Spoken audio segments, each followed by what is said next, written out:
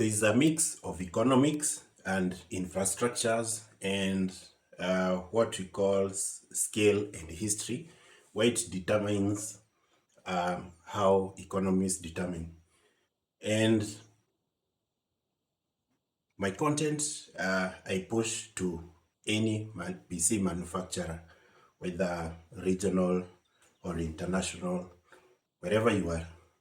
It's a high time we consider the value of having manufacturing assemblies locally here in Kenya. Maybe in East Africa, there's some one or two, but in Kenya in particular, we really need one that considers the labor force, considers the so many aspects that come or what they build to make what we define as manufacturing of products. It doesn't matter raw materials, doesn't matter whatever the case. The rate at which East Africa has grown over the past number of decades has made it easier in terms of either logistics, transport, whether of raw materials or even labor. So skilled labor is already available. We are not back in the old days where there was nothing to do with either chipsets or anything. So right now, quite a number of people understand these chipsets. They know these technologies. They know how to do assembly. They know how to either fix a laptop, either to build a desktop. So many people have that skill set here in Kenya.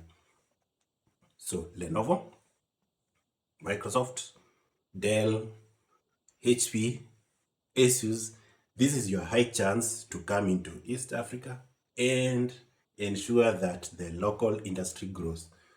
Sometimes you don't really have to start so big, come in large scale, announce your product as though it's, some miracle kind of thing. You can start very simple.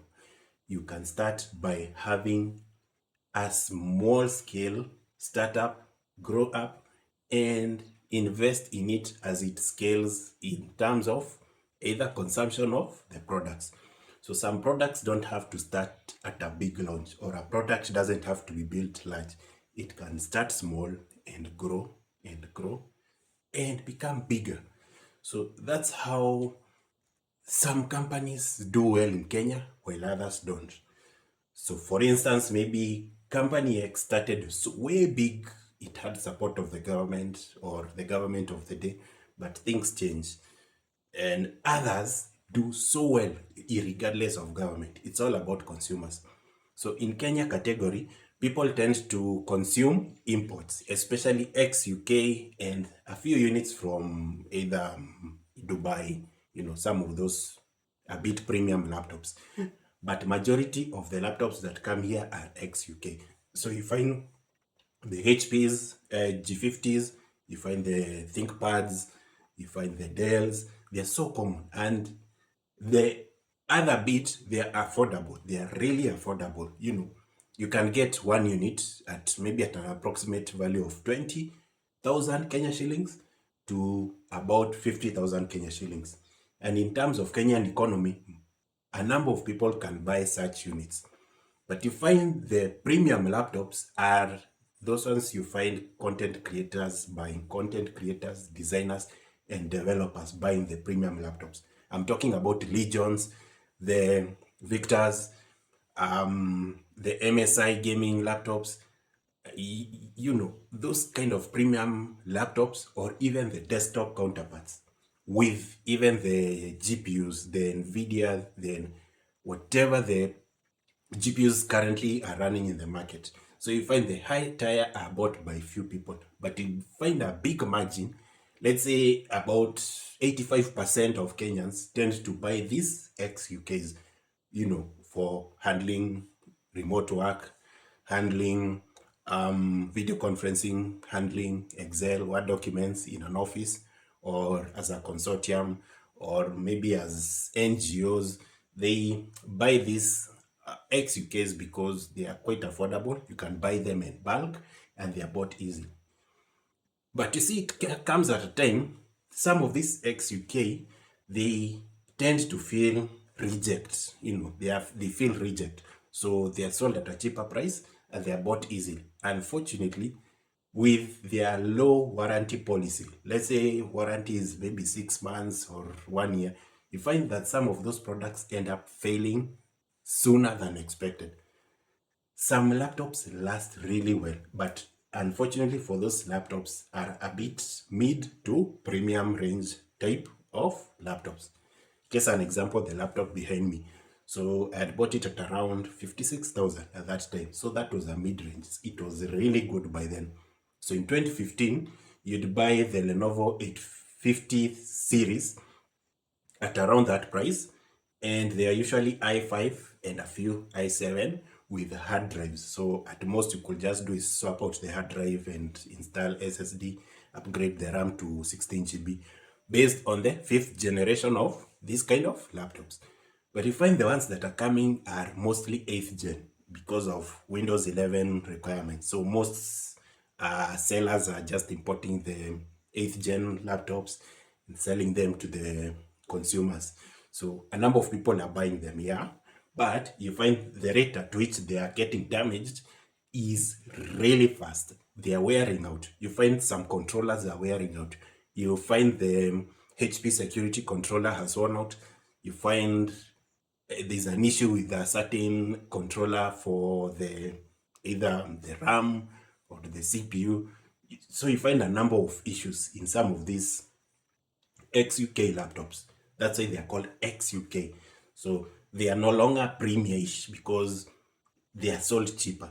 And most consumers are finding it harder. And a number of them have called me over the phone, reporting issues varying from SSD, varying from RAM, including even the motherboard. And some I have to refer them back to their sellers because some of those repairs are becoming so expensive, they'd rather buy a new laptop.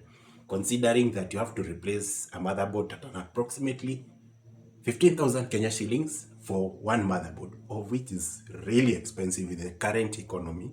So that person is forced to save some other cash or get a soft loan somewhere and buy a new unit, of which is totally unfair. So you, as a manufacturer, you need to consider this option. Target the age group, target the market, especially in Nairobi. People are consuming laptops a lot. And unfortunately, people are buying wrong.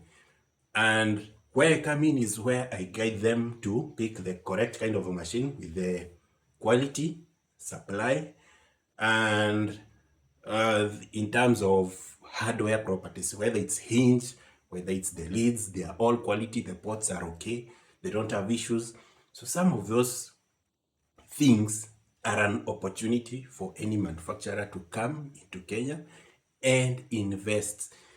Doesn't have to start big, it can start small, growing and growing, such that by the time you hit almost 1 million, customers or people who need your product, you're already set in such a way that the demand is so high that the supply, you guys, you understand the economics better than myself. So you understand the rules of economics, the rules of demand and supply.